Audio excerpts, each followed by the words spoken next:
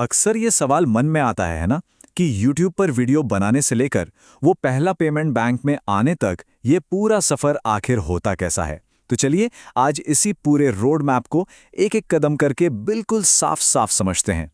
तो सबसे पहले और सबसे ज़रूरी सवाल, आखिर ये होता कैसे है?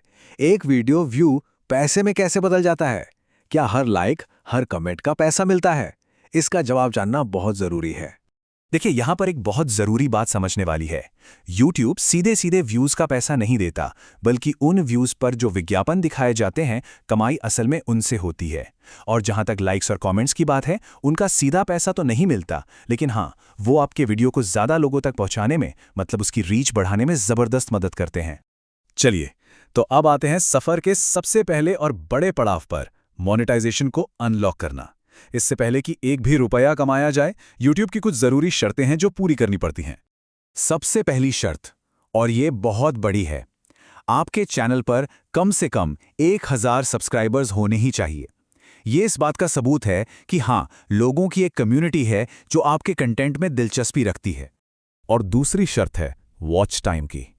पिछले 365 दिनों में, मतलब एक साल के अंदर, आपके सभी पब्लिक वीडियोस को मिलाकर कुल 4000 घंटे का वॉच टाइम पूरा होना चाहिए। ये दिखाता है कि लोग सिर्फ सब्सक्राइब नहीं कर रहे, बल्कि आपका कंटेंट देख भी रहे हैं। लेकिन बात सिर्फ इन नंबरों की नहीं है, आपके चैनल की हेल्थ भी उतनी ही जरूरी है। इसका मतलब है आपके अकाउंट पर 2 स्टेप वेरिफिकेशन ऑन होना चाहिए, और सबसे जरूरी, कोई भी एक्टिव कम्युनिटी गाइडलाइन स्ट्राइक नहीं होनी चाहिए। सेफ्टी और रूल्स ये सबसे पहले आते हैं। बहुत बढ़िया, मान लेते हैं कि ये सारी शर्तें पूरी हो गई, तो अब आगे क्या? अब हमें बनाना होगा पैसों तक पहुंचने का एक पुल, और उस पुल का नाम है गूगल एडसेंस। तो ये एडसेंस क्या है? इसे ऐसे समझिए, ये गूगल का ही एक टूल है जो एक बिचौलिए का काम करता है। ये आपके YouTube चैनल को आपके बैंक अकाउंट से जोड़ता है।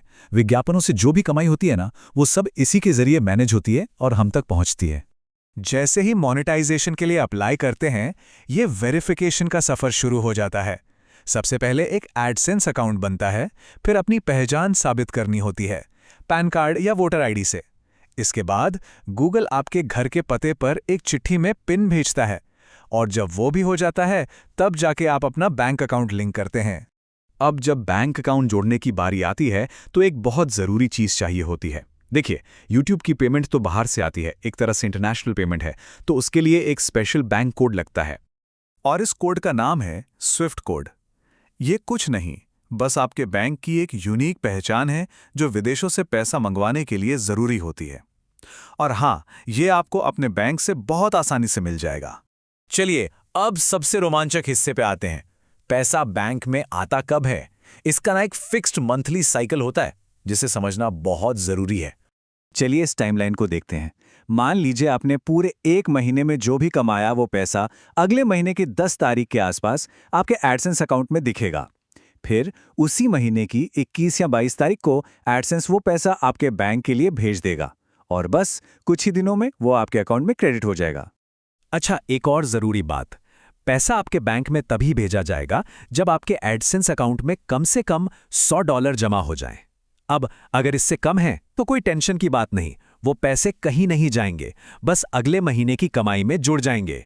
तो ठीक है, हमने ये सारा टेक्निकल प्रोसेस तो समझ लिया, पर इन सबसे ऊपर एक नियम है, एक ऐसी बुनियाद है जिसके बिना ये पूरी इमारत बन ही नहीं सकती।